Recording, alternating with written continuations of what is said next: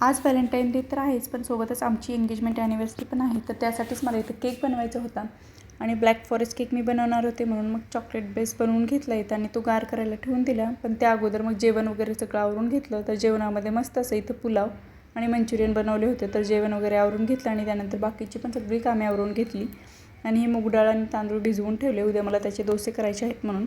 आणि केक वगैरे गार झाल्यानंतर मग बाकीची केकची पण तयारी करून घेतली. क्रीम वगैरे बीट करून घेतली आणि लगेचच लेअरिंग वगैरे करून घेतली आणि केक क्रम कोट करून फ्रीजमध्ये सेट करायला ठेवून दिला आणि नंतर लगेच थोड्या वेळाने फायनल फिनिशिंग पण केली. तर मी असा काही क्यूट असा केक बनवला होता.